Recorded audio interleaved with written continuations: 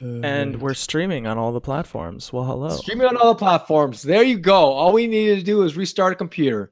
That's all it was. Very simple stuff. Okay, so Wisdom of Winter, episode almost probably 60 something. I need to keep count of this. Yeah, you got it. Starting in 3, 2, 1. Leaders and healers, ladies and gentlemen, gamers and claimers from around the universe, from around the globe, from around the world, wherever you are, listening to this actively or passively in your car, at home, or wherever you are working out, it is an absolute pleasure and a privilege to have you on our show on the Power, Purpose, and Passion podcast. I am your host, Anthony Cheam, life coach, speaker, author, trainer, friend to you, giving the best of what I've learned over the past 15, 20 years, reading, living, studying the self-help world, from spirituality to emotional fitness to physical fitness, and making the most of my life. And now I'm at a stage where I'm teaching you, preaching to you, giving you, sharing to you the best of what I've learned. This is a show where we help you claim your power, clarify your purpose, and cultivate your deepest, widest, and highest passions possible. So ultimately, you can show up as a better and best version of yourself, consistently sharpening who you are, and ultimately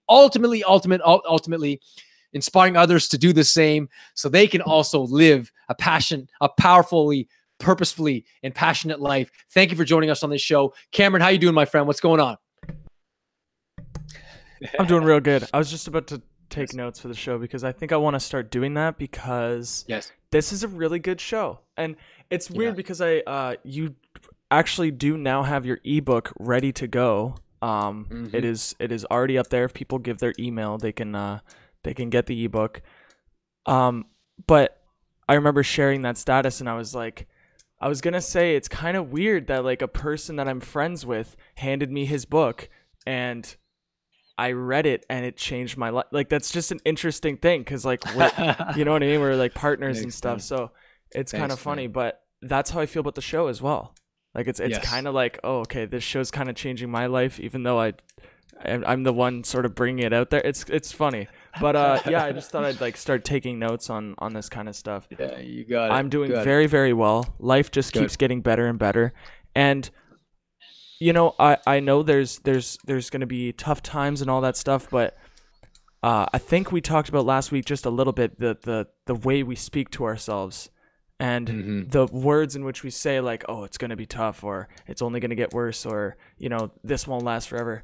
I think you really can enjoy yourself, like enjoy your life the entire time. Doesn't mean good things happen the entire time, but you can find a way to enjoy it. And that's been basically the one paradigm that I've been sort of programming into my mind, because with that, I mean, even if it is BS, it still changes the way I see the world, you know? And I'm sure you're going to talk about a lot of that with the Wisdom of Winter, because the whole paradigm around winter is,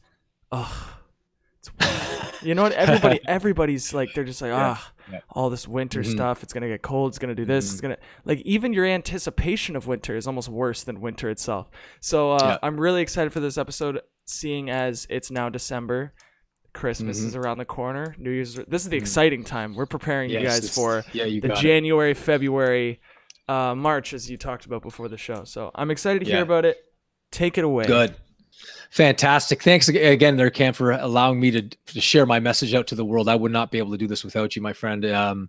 So thank you. And for the people that are joining this podcast, either on Instagram or listening to it on iTunes or Spotify or whatever you are in the world, I'm here to give you the best. Again, as I said, the show is all about giving you the best of what I've learned over the past, 15, 20 years in studying the self-help world, spirituality, emotional fitness, psychology, stuff like that. And one of the things that I've discovered in my own life and experienced in my own life is the winter blues.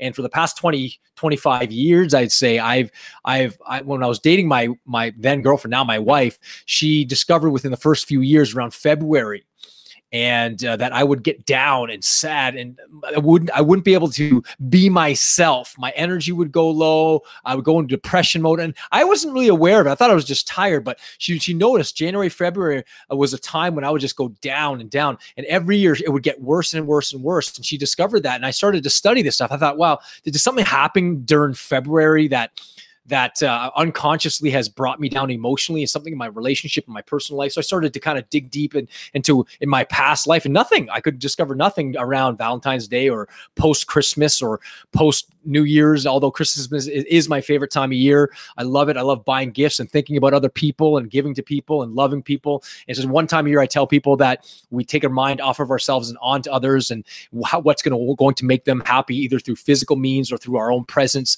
our increased level of awareness about sharing to others our words, our wisdom, our love, our partnership, whatever it might be. And it's a great time to do that. And I always love Christmas, and my experience as a youth has always been profound and powerful. So, but after post Christmas, post New Year's, I would go down and I started studying it more. And as I started to delve deeper into it and read more about it, I came across the winter blues and something called SADS, which is a big one, seasonal affective disorder. And I started to read and talk to doctors and read about this stuff and study the symptoms of SADS. And believe it or not, the top 10 that I found, that I discovered, I had them all. And they weren't just general speaking. They were real specific things that I go through, especially the one that was specific to me that really got me. I started to wake up with like sore lower limbs, lower calves, quads. I'd get 8 or 9 hours sleep and felt like I never slept.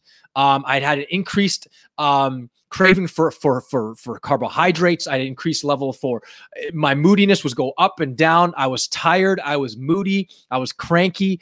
No amount of exercise or caffeine would help me. It would just be down, and it'd get worse every single year. I started to study this stuff, and all 10 symptoms I had in short order. So I started talking to professionals, friends of mine who are psychologists, therapists, doctors, and they all discovered, they said, Anthony, you have seasonal affective disorder, no doubt. And I had a friend of mine who shared with me that they had it really bad, to the point where they were suicidal, to the point where they just wanted to end it. It was so bad, but they realized it was only during a time of year, and it was during winter. And I started studying the symptoms, and I obviously do. And then what this person actually recommended that I take antidepressants to counteract, and it actually helped them through the winter. And they would only take it through the winter time, and it helped them. And then they said, maybe you should, get a prescription for antidepressants. And I thought, man, that's not what I want to do. If it's the last resort and it's the only thing that can help, I will do it. But I started studying the alternatives. And let me tell you, this show is going to be about teaching you about the alternatives, also to how to prepare ahead of time so that you go into winter from a psychological, mental, spiritual point of view, going into January and February with some excitement, not just from a physiological point of view, but from a psychological preparation point of view. As I say to people before, all my clients, I say to be forewarned is to be forearmed. When you're forewarned about something, you can anticipate certain things in society, in yourself, your own patterns, the patterns of society, the patterns of your own mind, the patterns of your own body, and listen to your body, listen to your mind, because they have secret messages in your body when they tell you. And so with that being said, I'm gonna tell you about some of the things I personally do to counteract the symptoms of SADS. And the first one I'm going to show you right here. This right here, ladies and gentlemen, is called it's called a Verilux light. It's a lamp that I actually shine in my face. You can actually get this on Amazon or Costco, and it's only about $50. And it actually, let me turn it on. It's going to be pretty bright, but bam, it's a light that mimics, there's two settings, that mimics the sun and helps you with your circadian rhythms, with your sleep patterns, your biological rhythms, stuff like that. And I turn it on every single morning when I get up at, crazy amount of hours, 2:45, 3 o'clock in the morning. This morning, I got up at 3:15 in the morning, started meditating and praying, did my exercise. But when I finally finished my meditation, my prayer, my physical exercise, my yoga, all these things, I immediately go to my computer. I do some reading, and I have that light shining on me on an angle. What it does, it mimics the sunlight, because let's face it, in wintertime, there's going to be extended periods of darkness. So you're not going to get that vitamin D, which is another recommendation I'll get to in a second. But especially if it's dark, you haven't had sun for a week or 2 weeks or whatever it might be. If you haven't had sun for, it's dark all the time, you're not going to get the sleep. Your biological system's not going to be told to turn off at nighttime. It's going to be turned off all the time, because let's face it, at nighttime, there's something called melatonin that gets released into your system. When the lights go down, the sun goes down, it tells your body to basically go to sleep. But if it's dark all the time, that melatonin is being excreted throughout your system all day long. So you feel like, oh my gosh, and moody, and then your carbohydrate cravings go up. You feel moody, you're tired. Foggy thinking is also a symptom of it during the wintertime, where I literally could not think. I could not It was like I felt literally at some level stupid. I literally felt like that, and I would get down on myself. And I was like, "Wow, I don't feel like the energetic Anthony that I'm used to being." And the light, let me tell you something. Every single morning, don't do it at nighttime because it'll kind of like turn you on. You want to do it first thing in the morning. Actually, there's something called, I think it was actually on Dragon's Den. It actually is called the Yuma light. And it's like a headband. And it's like a light here and it shines in your face. And you wear it for like 20 minutes. And it does the same thing as this light here that I just showed you. So it's called Verilux, Verilux, Verilux. Purchase it if you have a tough time. Start doing it now, not just in January when the times. Do it now. I started in November. That's one of the things I do. The second thing I do is up my vitamin D to anywhere from 4,000 to 10,000 IU per day. And that's extraordinary levels amounts of vitamin D. They've done studies on vitamin D that literally 10,000 to 20,000 random, and it shrunk, tumors, and it cured people of cancer. It's just very, very powerful vitamin that you get from the sun naturally. But if you live in Canada, cold climates where there's 5-6 months of winter and you're not getting the vitamin D, your immune system starts to go down, and then you'll become basically a cesspool for disease to proliferate in your body and in your mind. And it just wreaks havoc everywhere. When we're physically down, you're mentally down, it affects your work, it affects your personal life, it affects your relationships, it affects everything. So that light has been a saving grace for me. Vitamin D, anywhere from 4,000 to 10,000 IU. I start about 4,000 to 6,000 November, December, and then January, February, March, I go anywhere from 8,000 to 10,000 because that's where the sun is. Is this with supplements? I'm just curious. Yes, this is supplements. Actually, hold on. It's actually, you can get vitamin D drops or vitamin D pills. Okay. And I literally up at January, February, March, I use drops because it's easy to put in my shakes and it's easy to use rather than taking 10 pills and popping. It's hard, but a lot of people don't like to swallow pills.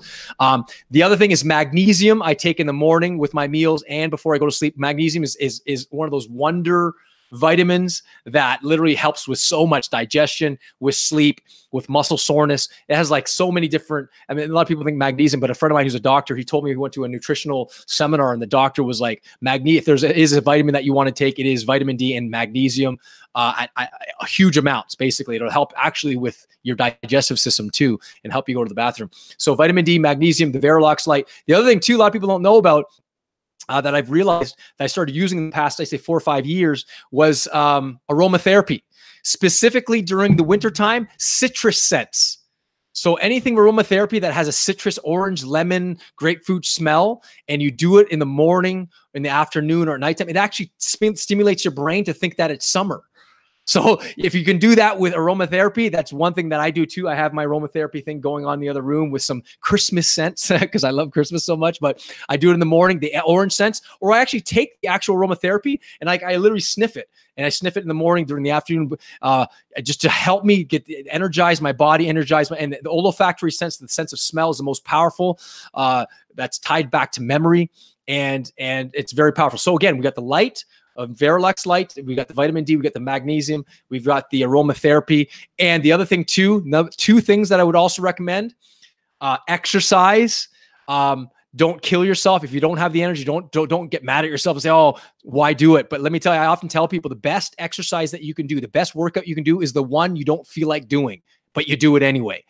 But you don't do a crazy intense one, but you go for a walk, you go to the gym, you stretch, you do some yoga, tai chi, you do some weight training, but just enough to get your juices flowing, get your metabolism up, and that will enhance, increase growth hormone, and it'll release endorphin levels, dopamine, all those things, those feel-good hormones that allow you to feel happy. And the very last thing I would recommend for the people out there is hang around friends, family, people you care about, the people that care about you. Do not isolate yourself.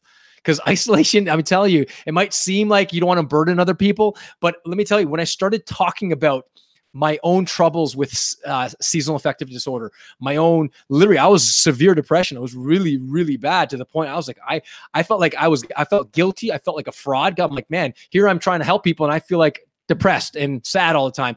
And I started sharing this with friends and family and doctors, people that could reach out to, that could help me. And they helped me. The various people recommended certain things. I started to apply them, and they started to bring my energy levels back up. I started to feel better about my life. My thinking, my foggy thinking started to dissipate. It's almost like the floodgates of heaven just kind of opened up. And when I started applying and including these things, these daily activities, the light, the vitamins, the aromatherapy, the exercise, all these things. And I started incorporating, and I'm not 100% in the wintertime, but I'm surely not at 10%. Those activities started to build me back up, I'd say, to 80 or 90%. I started to feel good about my life again. And I actually included that in my epilogue in my book, Body 2.0, the whole thing, what I just explained to you at the very end of my Body 2.0 book about what I experienced with SADS. And one of the things I'm going to tell you, ask for help, not because you're weak, but because we all want to remain strong. It's not weak to ask for help. There's a rare strength when you go out and ask for help. I don't know how to do this. I don't know how to cure this. I'm lost. Please help me. There's a release in that. And that's why Alcoholics Anonymous, what's the first thing they get you to do? Stand up and admit, I've got a problem. I'm an alcoholic and I can't do this on my own. With God's help, with friends' help, with AA, with whoever, for people like I'm doing this because I want to help you personally, professionally, spiritually, physically, mentally, wherever it is in relationships. And lastly, when it comes to those things, and I will review them, planning ahead. One of the things I've discovered is if you do New Year's resolutions, I know we talked about this before. Now here's resolution. Make the resolution now. Make the resolution now that you have things to look forward to come January, February, March. Plan ahead that when Christmas and New Year's is done, you have 1, 2, 3 maybe things, new activities, new adventures, new objectives, new goals in mind, a new vision for 2019 that, hey, I have my vision board now. I have new objectives now that come January. I have those already in place so that when New Year's is done, bam, I can start 2019 running. So I actually know a guy personally, Steven. I know he watches this podcast, and he's a friend of mine. He helped me with a couple of videos, and I met him on a video shoot a long time ago. Him and I become good friends. And what he does every single year, he starts January 1st doing something new. I think one year he was telling me he paints miniature sculptures, and one year he wanted to learn piano, and one year he wanted to learn this, and every year he does something new. He's perfect at that. So maybe now commit to something. As you're listening to this podcast, pick something, run a marathon, learn to exercise, learn yoga, learn a new instrument, learn a new language, whatever it might be, and commit to it.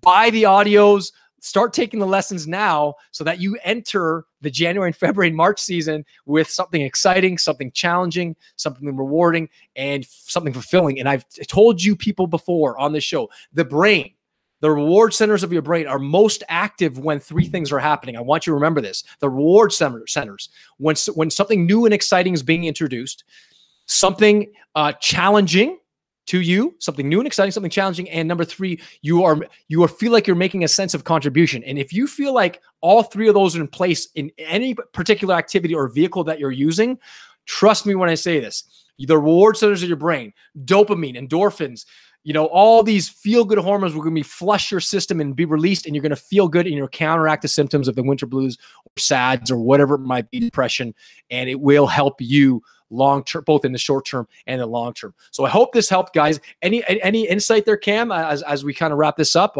Hopefully you learned something, and the audience will learn something as well. No, absolutely. I think that was basically, you covered it all. I would also say that every moment of your life matters. Like, it's even the depressing times, even I was just writing in my book that I don't need to suffer. Pain will happen. And sometimes you ever enjoyed a good cry? Like it just enjoyed letting out some sadness, like, real quick. Yes. I think if you connect with it, don't like ask for it and don't dwell there, but if you really just feel it 100%, people will call you emotional, they'll call you a crybaby, but I mean, honestly, yes, feeling it, like, really just like is nice. Like you said, like the word vomit, where you just write as much as you can in your journal and just get it all out, because maybe there's more to winter depression. Maybe it is a basic, like a bridge to what's already inside of you.